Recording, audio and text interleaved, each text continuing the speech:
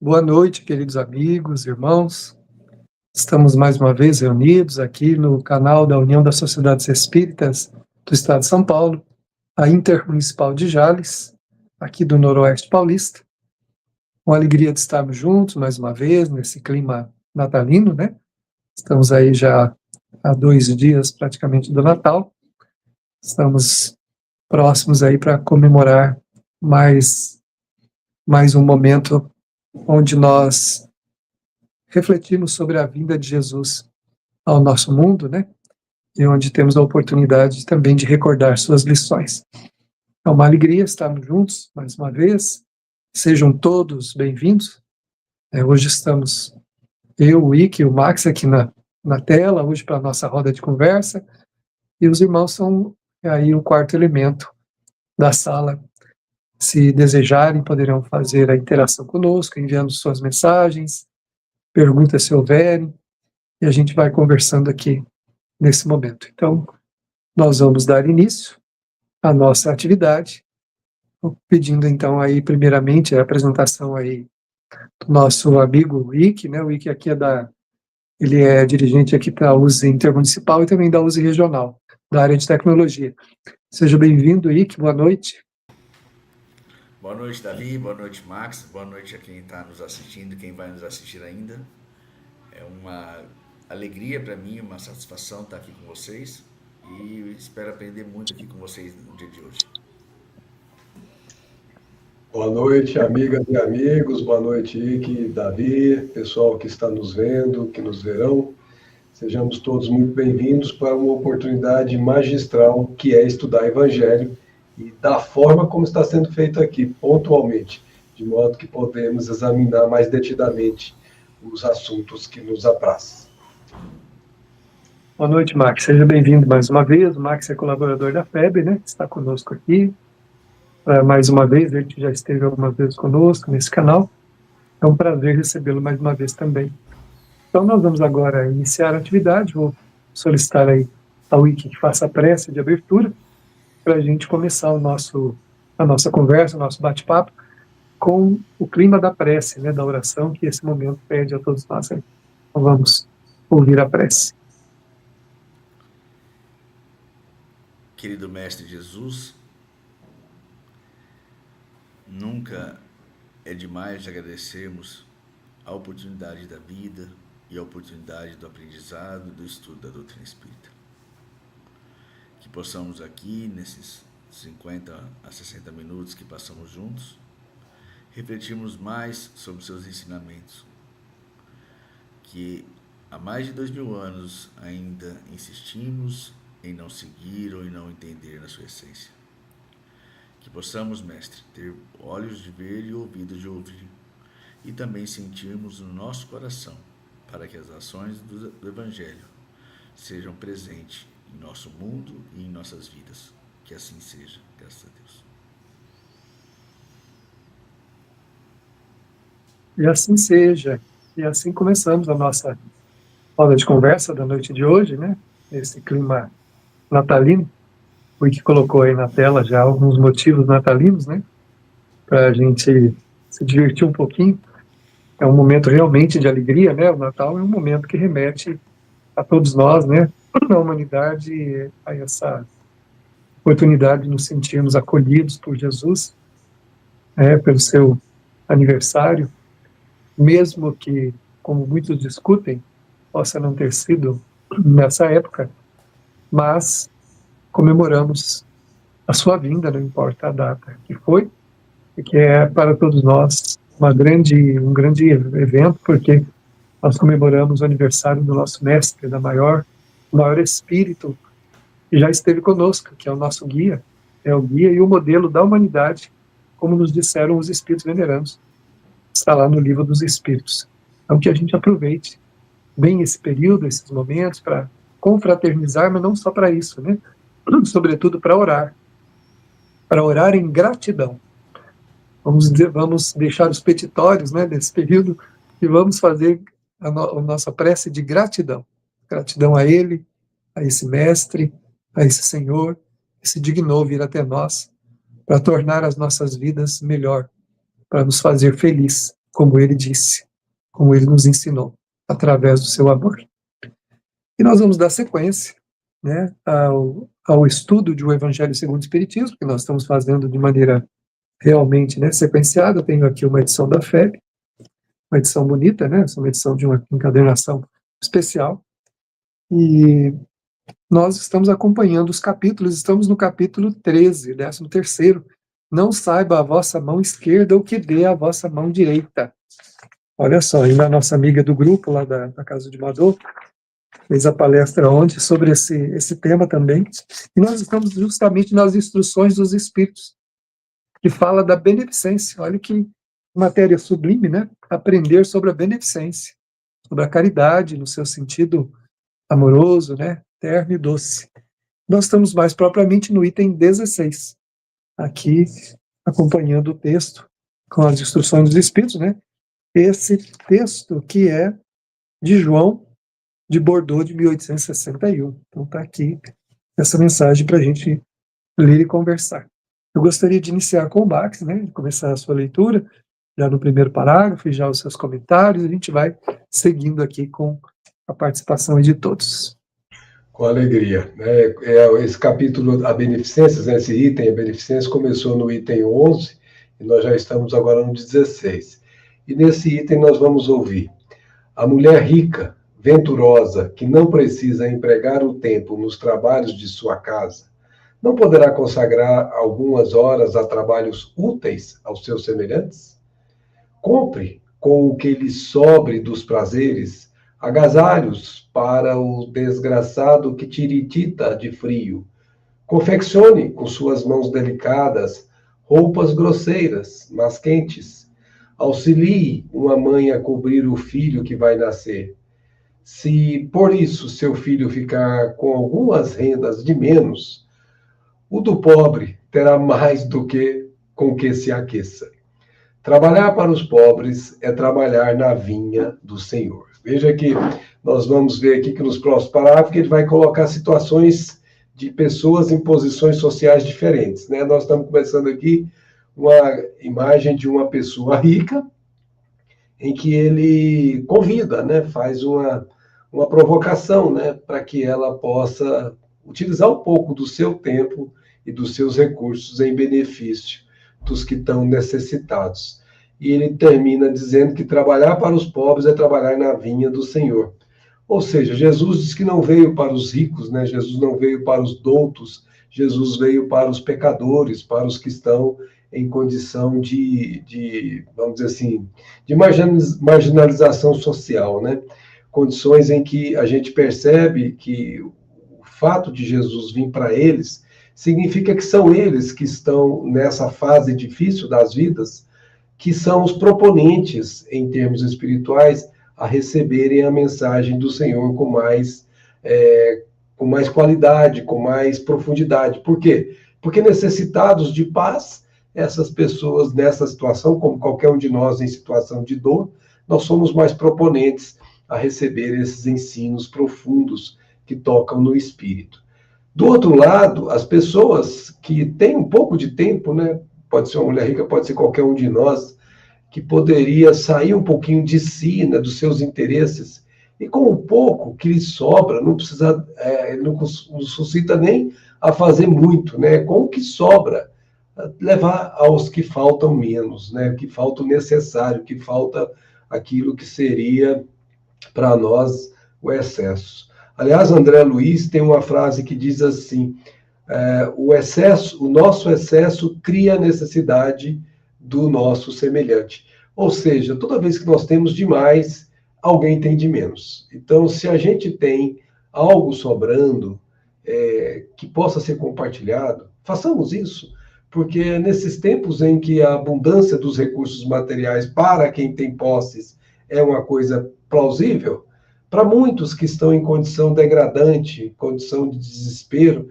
é como se fosse um tesouro, eles não têm acesso.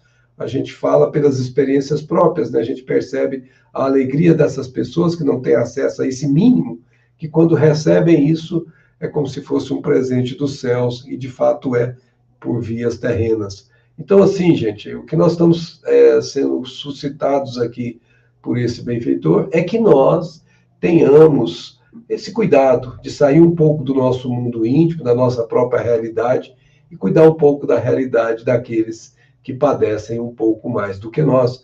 Porque lembra que se a gente hoje está na posição de poder dar, pode ser que amanhã nós estejamos na posição de ter que receber. Então, enquanto há luz, enquanto nós temos a força do trabalho, a vontade, vamos fazer, porque nós não sabemos o dia de amanhã, e no dia de amanhã poderemos ser nós, os necessitados. E quando a gente diz, é dando que se recebe, é o significado do que será o nosso futuro, se eventualmente nós também precisarmos de ajuda, não necessariamente ajuda material, pode ser uma ajuda no campo espiritual, e que nós vamos ser beneficiados na proporção do que tenhamos beneficiados a outrem. Não é isso, Davi? Muito bom, Max. Começamos aí os nossos comentários, né, desses itens tão sublimes da beneficência, né? E o Max comentou já aí sobre a mulher venturosa, né, a mulher mais rica, aquela pessoa que tem mais, né? Você gostaria de comentar também, Ike, esse pedaço? Dizer algumas palavras aí, se você puder comentar.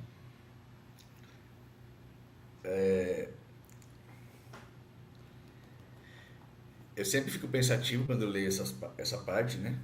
Porque eu fico me perguntando o que eu tenho feito, o que eu posso fazer para realmente exercer aquilo que está no Evangelho, né? Então isso, para mim, sempre mexe muito comigo, porque às vezes é um momento sempre de olhar, será que eu estou fazendo ou tenho mais para fazer?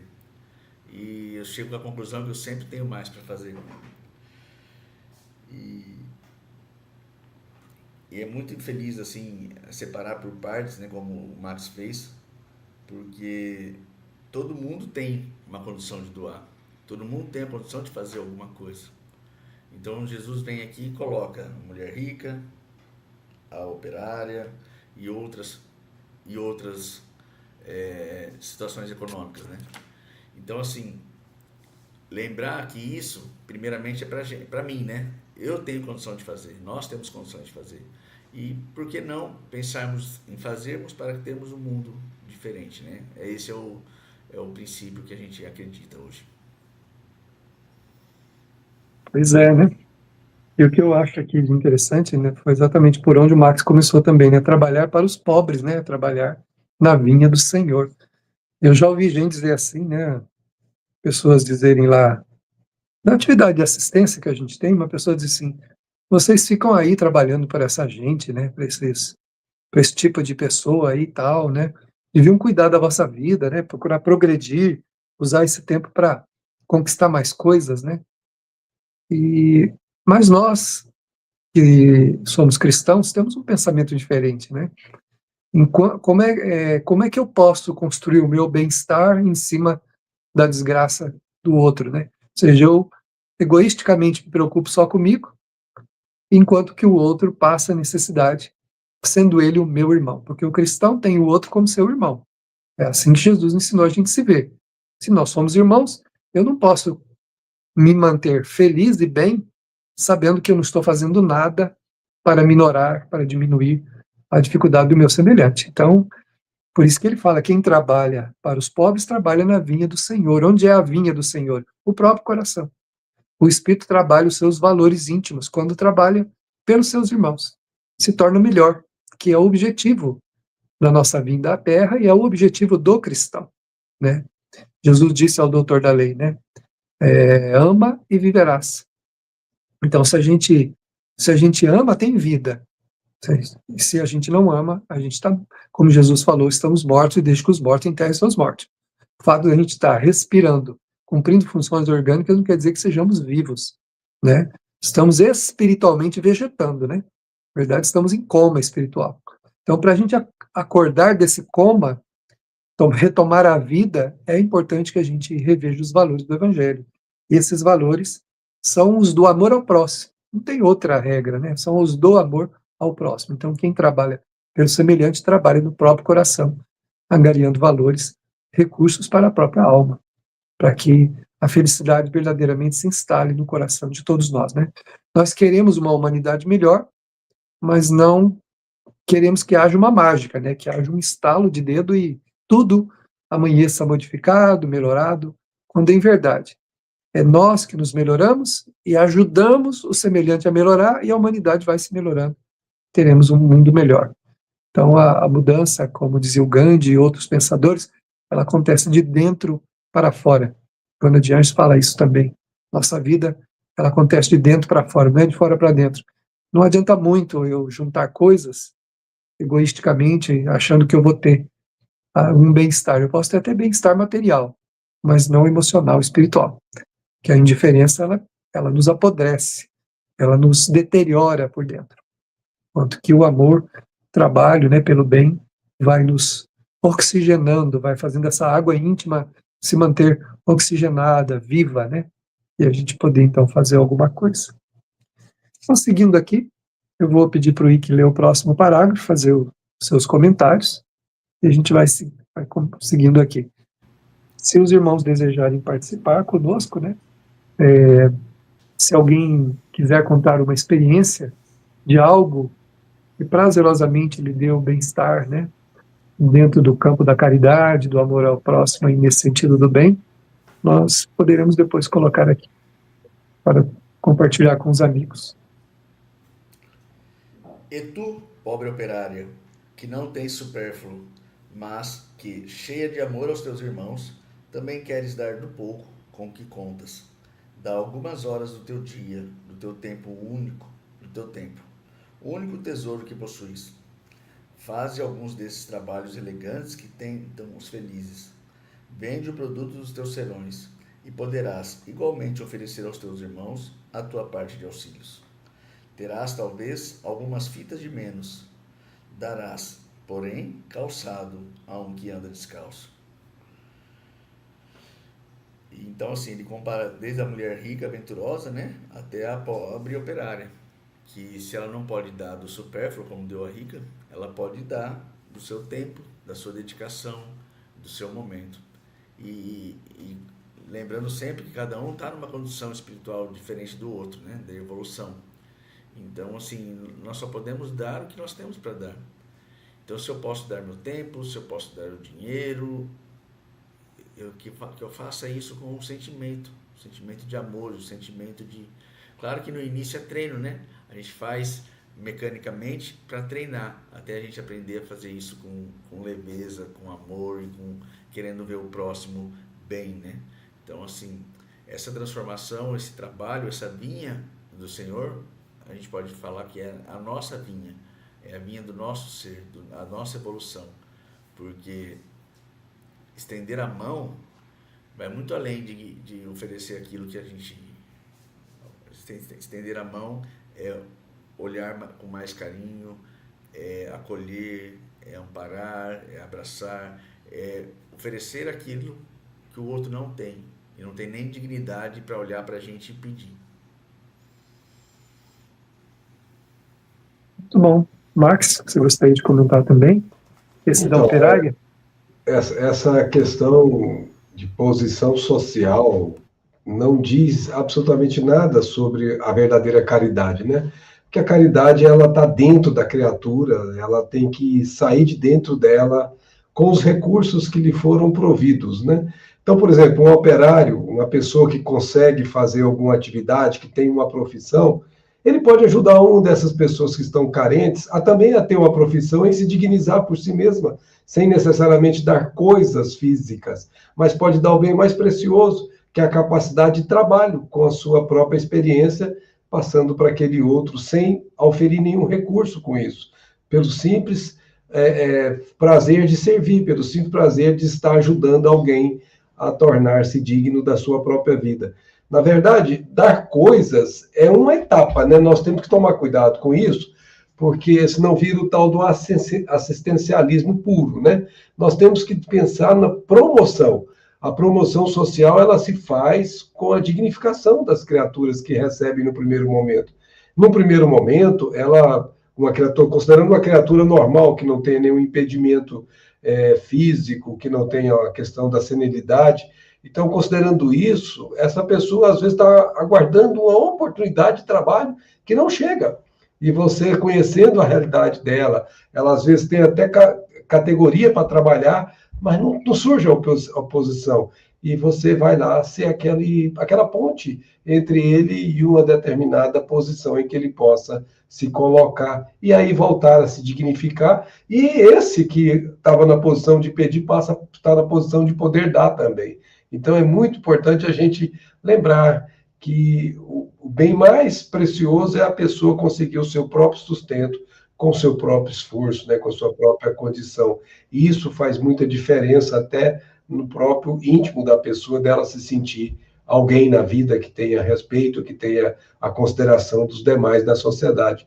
Então é muito importante perceber, não há quem não possa ajudar. Se há boa vontade, sempre se extrai de qualquer situação a possibilidade de ajudar. No último recurso, nós podemos ajudar com a prece, podemos ajudar com um olhar silencioso, podemos ajudar com um sorriso, enfim, cada contexto pede um pedido, pede uma situação de ajuda, em que se nós tivermos com o coração aberto para isso, nós estaremos em condição de servir na seara do Senhor.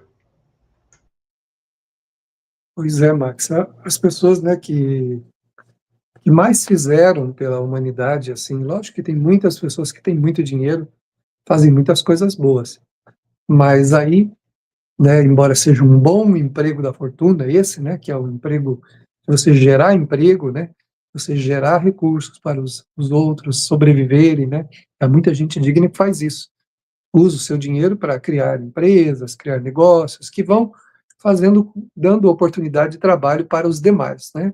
Então esse é um tipo de pessoa e a pessoa tem um recurso, né, para ela fazer isso. Então é um dever praticamente do ser humano fazer aquele talento, como na parábola dos talentos, render, porque nós sabemos que nada é nosso, estamos temporariamente investidos como usufrutuários e não proprietários, embora achemos que somos realmente proprietários, é meu e eu faço o que eu quiser. Não é bem assim, né? Então, esses são um tipo, mas tem aqueles que nada tinham e fizeram tanta coisa, reunindo, né, com os seus sentimentos, com o seu magnetismo, em torno de si, um verdadeiro império de caridade e de amor, né? Eu gosto muito de comentar sobre o Divaldo Franco, o médium baiano que foi embora há pouco tempo agora para a vida espiritual, né, desencarnou, e tivemos a oportunidade mais de uma vez visitar a Mansão do Caminho. Ela tem 80 mil metros quadrados de atividade destinada à caridade, ao amor ao próximo. E o Divaldo veio de uma família extremamente pobre, ele era um menino pobre, não tinha recursos nenhum, né, era um moço pobre, ele não era uma pessoa abastada, e iniciou a obra, e a obra foi se agigantando com o magnetismo que o amor tem, que a boa vontade, como disse o Max, tem. Se a pessoa tem boa vontade, o mundo espiritual se mobiliza para ajudá-la a promover as pessoas, que é isso que o Divaldo fez. Ele não fez só o assistencialismo, né? Lá a gente vê, na Mansão do Caminho, obras de formação, né, profissionalizante. Lá tem de tudo, né? As pessoas têm a oportunidade de se fazerem ali, de crescerem, né? Eu tive a oportunidade de pegar um Uber, nada é coincidência, né? Nós estávamos no hotel para ir para lá, durante quase uma hora para ir do hotel até lá, nós tivemos um Uber e ele era um dos filhos da mansão. Coincidentemente, o homem que nos levou era um dos filhos da mansão. Quando a gente disse que ia para a mansão, o olho dele encheu de alegria, sabe? Vocês vão para a casa do meu pai? E ele falou da mansão como nunca eu tinha ouvido de ninguém, nem nas histórias que a gente escuta, onde ele falou disso. Ele foi um ser humano que foi promovido ali. Ele não recebeu apenas, ele foi educado, teve a oportunidade de profissionalizar, teve a oportunidade de estudar, crescer. Então ele disse, a mansão me formou, ela não simplesmente me deu coisas, né? Como a mansão faz com a comunidade. Então, falei do Divaldo como poderia falar de tantos outros, e até mesmo anônimos que fazem trabalhos semelhantes, né? Então, só para a gente ter um referencial, né, disso que realmente o Marx comentou aí, que é a promoção do ser humano, que a gente entende como uma das caridades mais sublimes, né, Marx? É uma coisa bem, bem interessante isso, né? Você gostaria de ler o próximo, Max, e começar a fazer os seus comentários, então, por favor? Sim, vamos lá. Aí ele vai falar agora de outra categoria. E vós, mulheres que vos votastes a Deus, trabalhai também na sua obra, mas que os vossos trabalhos não sejam unicamente para adornar as vossas capelas, para chamar a atenção sobre a vossa habilidade e paciência. Trabalhai, minhas filhas, e que o produto de vossas obras se destine a socorrer os vossos irmãos em Deus. Os pobres são seus filhos bem-amados. Trabalhar para eles é glorificá-lo. Sede-lhes a providência que diz: aos pássaros do céu dá Deus o alimento. Mudem-se o ouro e a prata que se tecem nas vossas mãos em roupas e alimentos para os que não os têm. Fazei isto, e abençoado será o vosso trabalho. Aqui nós temos um caso bastante interessante, né? Se você pegar a função de um centro espírita ou de uma instituição religiosa que realmente se consagre a Jesus, ela terá várias instâncias de trabalho, né? Uma delas será a educação, com estudos, com palestras, será, por exemplo, a assistência e a promoção social com atividades como essa que muito bem o Davi representou agora, e personalizado por um próprio beneficiário dessa instituição, que é a Mansão do Caminho, como tantas outras nós temos. Se você considerar isso, ainda há também aquela questão do acolhimento de pessoas no centro, de receber pessoas, ter tempo para elas, para poder ouvi-las. Às vezes elas só querem ser ouvidas. Por exemplo, quantos suicídios teriam sido evitados se nós tivéssemos emprestado os nossos ouvidos a pessoas em situação de desespero? Não estamos falando aqui em questão financeira, estamos falando aqui em questão emocional, em questão psíquica, em questão espiritual. Então, a casa espírita, ela não pode ficar se prendendo ao aspecto casa espírita, a entidade religiosa, como ele chamou a atenção, transforma a prata e o ouro em roupas, ou seja, ficar adornando o santo, ficar fazendo aquele embelezamento da casa, tudo bem, é muito bonito, mas não pode ser só isso, tem que ter o além disso. Precisa transformar esse tempo tão importante em recursos que promovam pessoas, em recursos que cheguem às sociedades necessitadas. Como Allan Kardec nos orientou, os centros espíritas deveriam ser pequenos e espalhados pela comunidade. Qual o objetivo disso? De atender cada centro espírita o ponto onde está. Quando você estabelece um centro espírita ali, ou uma entidade religiosa que não seja uma casa espírita, que tenha realmente esse ponto como fundamental, o atendimento no serviço do bem, todas essas instâncias desse centro vão se colocar nesta casa, e as pessoas que estão naquela região, naquele contexto onde o centro está situado, irão ser beneficiárias, direta ou indiretamente, daquele trabalho que o centro espírita promover. Então, não ficar só nos aspectos religiosos, propriamente ditos, como ele disse lá no texto, mas sair daí e ir para os aspectos da necessidade humana em todos os seus aspectos, não só as necessidades financeiras, sociais, de carência alimentar, não, as necessidades emocionais. Quantas pessoas vivem só, não tem com quem conversar, e se você tem na casa espírita um campo de acolhimento que essas pessoas saibam que podem contar com alguém que lhes ouvirá sem julgamento, sem nenhum questionamento, isso dá para ela um conforto e às vezes faz a diferença entre sair de uma depressão ou entrar em uma depressão. Se a pessoa tem esse campo de conversa, ela pode achar ali um lugar para trabalhar, ela pode se envolver no trabalho, e daí a pouco vai ser mais um servidor na seara do Cristo. Então a gente precisa lembrar disso. São muitas instâncias de fazer o bem. É só querer fazer, é só ter desejo, é só ter boa vontade, e o trabalho sempre aparece. É muito bom, Max.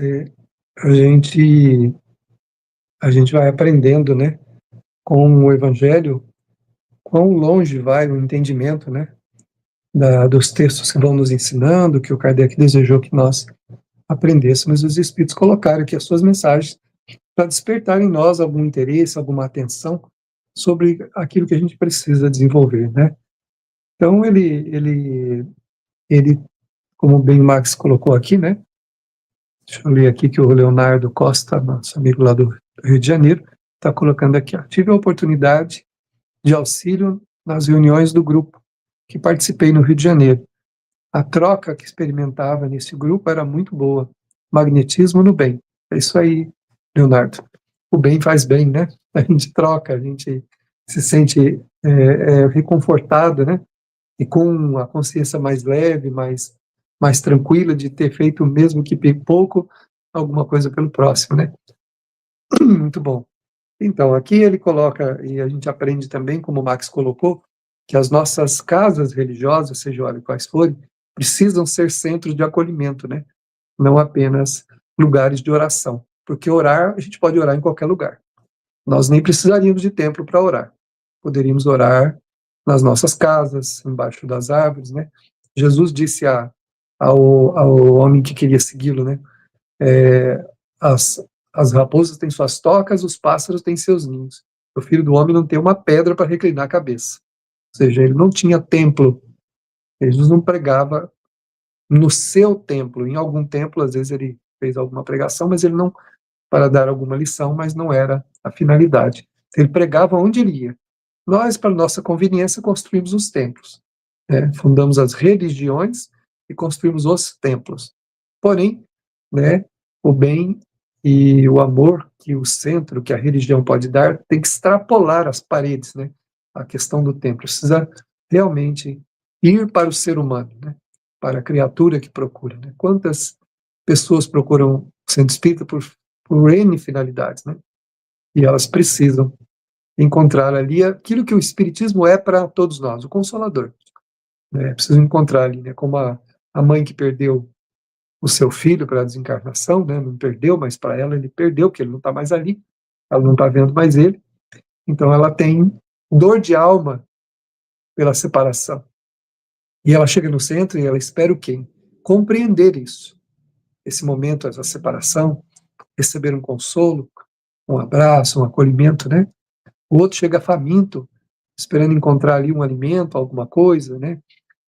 E assim por diante. O outro chega curioso, fragilizado na sua fé, e precisa ter uma razão para continuar acreditando em Deus, e assim por diante. Então, a Casa Espírita, sendo esse centro de acolhimento ao ser humano, cumpre o seu papel de estender a caridade no seu sentido mais amplo, a beneficência, né, para abrigar as pessoas. Não podemos apenas transformar o centro espírita num templo onde a gente vai, faz um ritual religioso e vai embora para casa.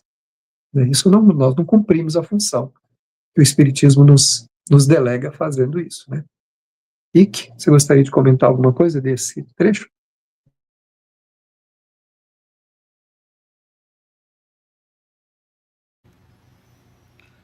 O que fica de lição para a gente, né, de orientação para a gente é justamente isso, né? A questão do acolher, do aproximar. E voltando lá atrás do texto, na vinha do Senhor, se eu transformo meu coração, meu sentimento, meu íntimo na vinha do Senhor, ou seja, tentando melhorar, não vou ficar só falando palavras bonitas, só fazendo gestos de doação, e vou procurar me aproximar daquele meu irmão, da pessoa que está do meu lado, da pessoa que está próxima a mim. Então eu não vou erguer paredes de um templo interno e vou abrir meu coração para que, preservando, claro, dentro de todos, tudo que a gente já sabe, né, mas olhando para um lado caridoso, abrir meu coração para que consiga me aproximar daquele que está ao meu lado, do meu familiar, do meu amigo, daquele que um dia foi meu amigo e hoje não é mais, e daquele, e por quê, né? Onde que falhamos nesse ponto? Onde que erramos? Se uma pessoa um dia era nosso amigo e hoje não é mais. Então que nós possamos, assim, interiorizar esse exemplo que foi falado da consagração do centro espírita, que o Max trouxe, e a consagração do ser, né?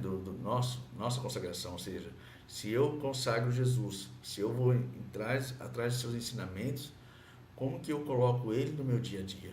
Guardar as devidas providências, as devidas proporções e conseguindo sempre dar um passo em prol do nosso melhoramento íntimo. Seguramente, né? Nós vamos aprendendo com Jesus e ele foi a alma mais caridosa que nós podemos ter notícia na humanidade, tendo vindo aqui trazer-nos a boa nova, essa carta, né, de ética, de conduta, né, de amor que ele trouxe para nos ajudar a melhorar e a crescer como seres humanos para Deus, né? Então vamos seguindo aqui, eu vou ler o próximo trecho. Todo vós que podeis, dai o vosso gênio, dai as vossas inspirações, dai o vosso coração, que Deus vos abençoará. Poetas, literatos, que só pela gente mundana sois lidos. Satisfazei-lhes aos lazeres, mas consagrai o produto de algumas de vossas obras ao socorro dos desgraçados. Pintores, escultores, artistas de todos os gêneros, venha também a vossa inteligência em auxílio dos vossos irmãos. Não será por isso menor a vossa glória, e alguns sofrimentos haverá de menos. Né? Ninguém perde nada por dar alguma coisa.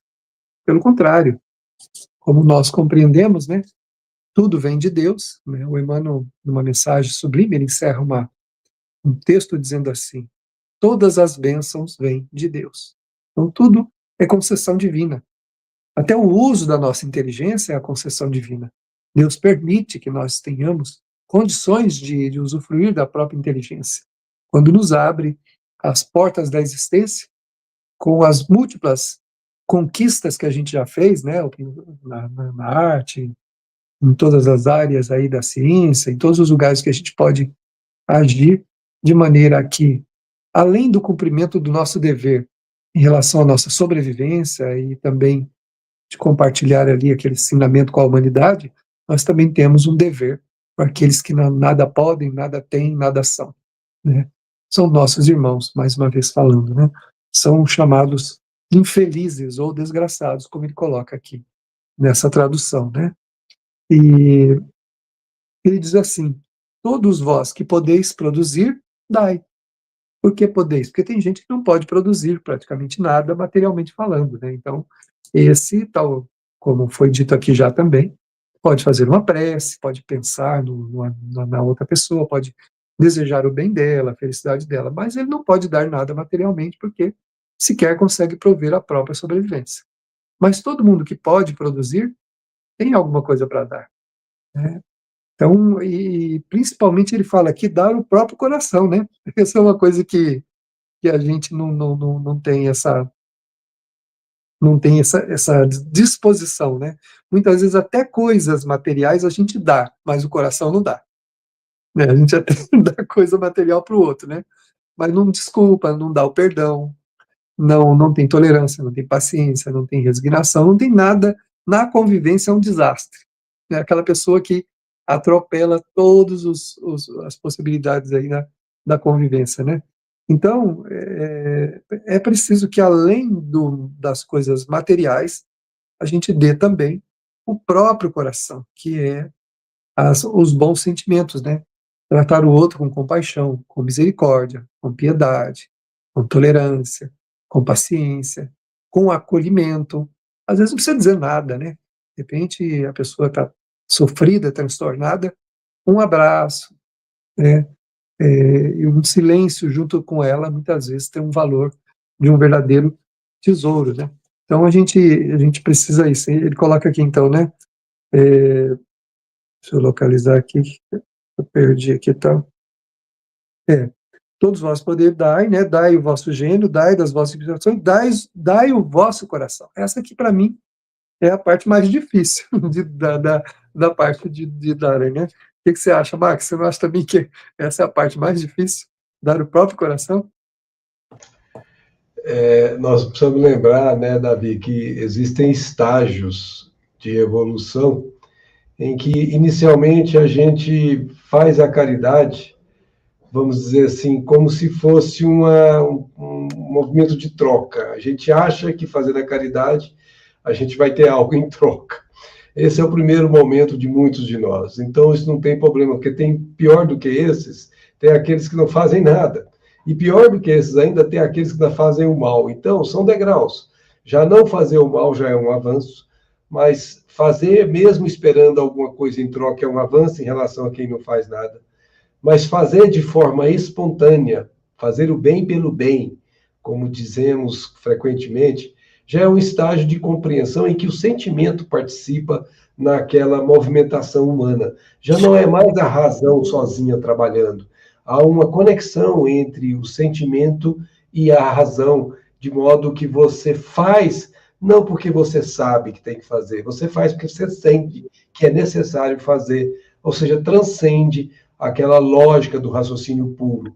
E é por isso que nós temos que estar importando com isso, e cada um se situe na sua posição. Nós não estamos aqui fazendo uma enquete, não. Mas intimamente, cada um de nós precisamos situar onde que eu estou, que estágio eu estou. Será que eu tenho que ficar fazendo força para ir? Por exemplo, vai ter um trabalho em que você vai reunir pessoas no sábado de manhã. Sábado de manhã, 7 horas, ir lá ajudar aquele... Ah, não vou não. Ou seja, é um estágio em que a pessoa ainda não está preocupada com o outro. Ela está preocupada com o bem-estar dela, ela quer dormir um pouco mais. Não que ela não tenha o direito, não tem absolutamente nenhum questionamento quanto a isso, não. É quando a pessoa começa a sacrificar os seus próprios interesses pelo interesse alheio, é quando ela realmente está indo com o lado do coração, dando aquele movimento que nós precisamos dar. Vamos lembrar que Jesus disse, né, que onde estiver o teu tesouro, aí estará o teu coração. E nós temos que saber que o coração é o símbolo da caridade verdadeira, da compaixão, de sentir o outro como se o outro fôssemos nós mesmos. E isso é estágio evolutivo. Portanto, que ninguém se preocupe se ainda não chegou nesse estágio, mas que se preocupe em esforçar-se para chegar a esse estágio, porque isso se dará à custa de muitos esforços, até que um dia isso se tornará hábito e nós faremos o bem pelo bem, sem precisar que ninguém nos lembre disso. Pois é, muito bem colocado aí pelo Max. São, como ele mesmo disse, são estágios, né? São degraus da nossa subida até o ideal. Então a gente vai subindo um degrau de cada vez, e é compreensível, porque nós também já estivemos nos degraus que estão atrás de nós, né? Então a gente, para subir, é necessário que a gente vá tomando consciência, né? E assim vamos aqui conversando, né? Se houver alguma participação, você pode ir colocando aí, que tá? Para nós. Se houver, aí você pode. Então a gente vai seguindo aqui. Eu gostaria então aí que você lesse o último parágrafo e fizesse o seu comentário aí, então para nós. Todos vós podeis dar, qualquer que seja a classe a que pertençais.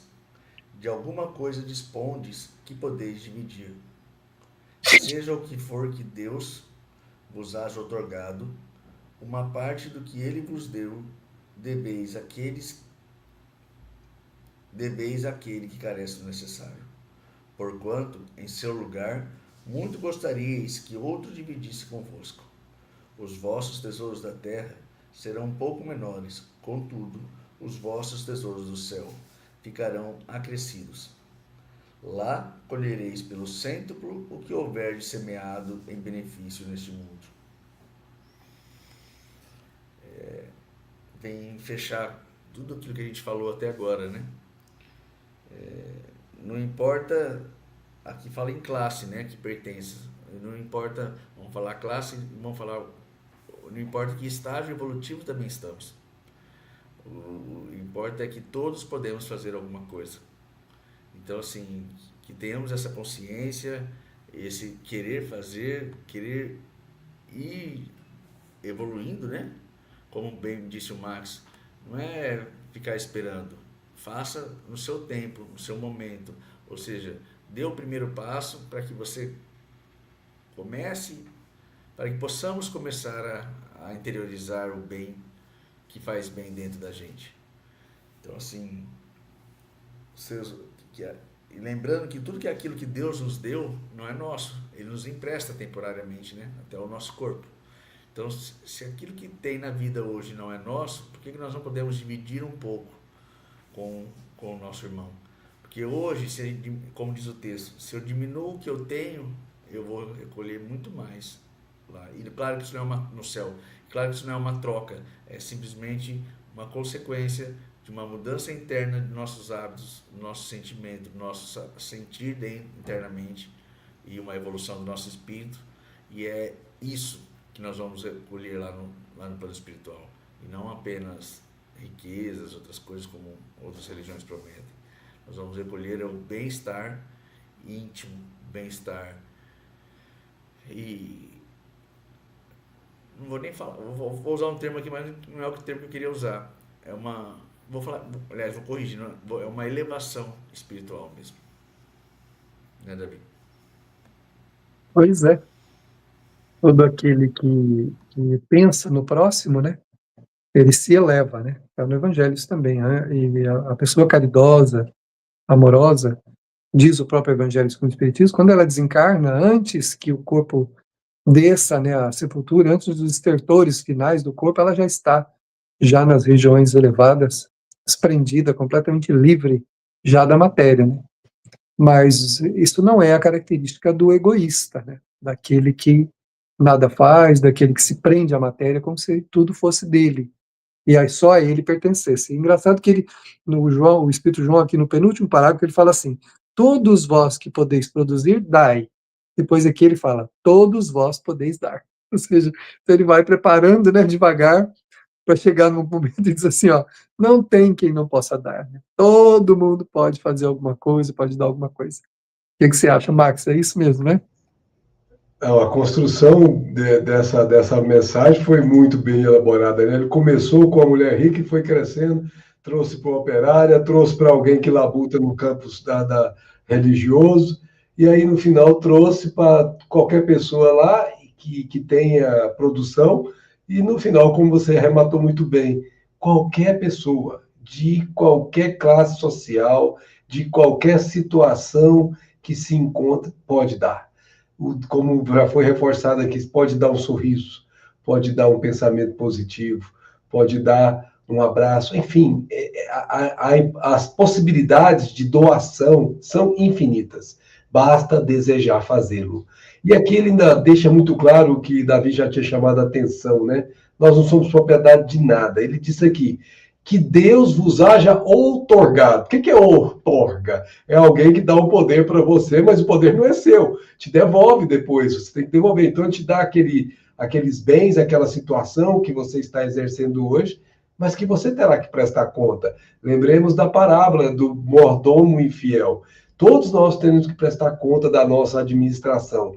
E se recebemos recursos, sejam intelectuais, sejam morais, sejam materiais, sejam quais forem os recursos que sejamos portadores, teremos que dar conta da nossa administração, do que fizermos com eles.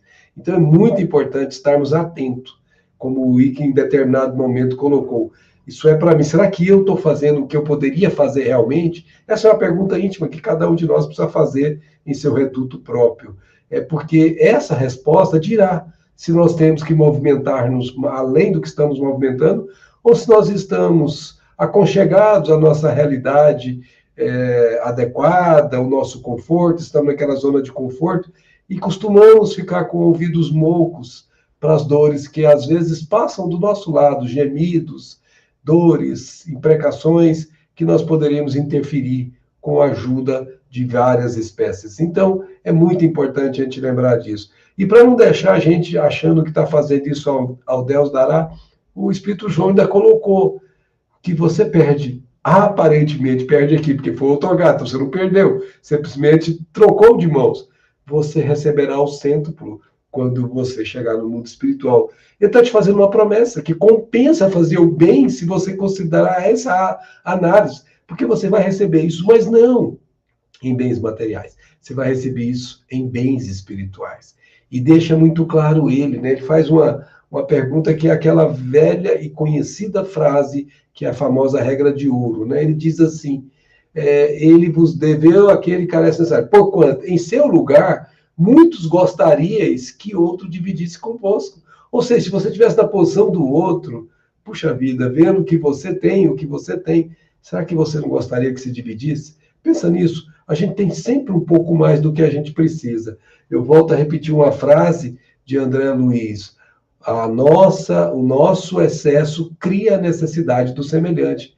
Muito cuidado se nós temos excessos de várias espécies e não os compartilhamos, porque está reforçando a necessidade de outro. Nós estamos deixando de ser agentes transformadores de uma sociedade com movimentos muito singelos. É muito bem colocado, Max. A gente tem que refletir bastante, né? E a finalidade do Evangelho é essa, é provocar reflexão na gente, né? Por isso é que em cada tempo, né, que a gente lê, em cada período da vida que a gente lê o texto, a gente tem uma interpretação diferenciada, né? Por isso que a gente nunca pode falar, já li toda a obra, né? Eu já li toda a obra espírita, então eu já não preciso mais estudar nada, porque eu já conheço tudo. Não. Nós conhecemos aquilo que estava no nosso nível de compreensão no momento em que nós estudamos ela. Mas a cada período da vida, a cada tempo, a gente é outra pessoa. Nós somos outras pessoas. Nós nos transformamos, nós temos experiências que deixam marcas em nós, alteram os nossos valores, modificam o nosso entendimento, e aí a gente vai pegar aquela mesma obra.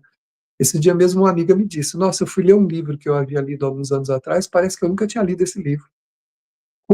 Como eu não tinha visto essas coisas que eu vi? Porque a pessoa que leu o livro há anos atrás não é você mais, é uma outra pessoa. Era uma pessoa que tinha aquele entendimento. Hoje você tem uma outra maturidade, você trabalhou no bem, você estudou outras coisas, você experienciou a vida em outras etapas, em outras coisas. Então, tudo hoje em você é diferente daquela pessoa que leu esse livro anos atrás. Então, por isso que o aprendizado é infinito, né? Ele não tem termo, não tem tempo, a gente tem que estar sempre retomando o estudo e o evangelho mais do que isso, né? Só para arrematar aqui, para encerrar a nossa conversa de hoje, me lembrei que muitas vezes até o necessitado acredita que o outro realmente não tem obrigação de fazer nada por ele, nenhum dever. A gente foi numa assistência, chegando lá, havia uma pessoa e ela perguntou, é a quarta vez que vocês voltam aqui para me entregar alguma coisa. Por que vocês fazem isso, né? Aí a pessoa que estava conosco disse assim, é porque no meu caso eu tenho para dar, então eu gosto de fazer isso porque eu tenho.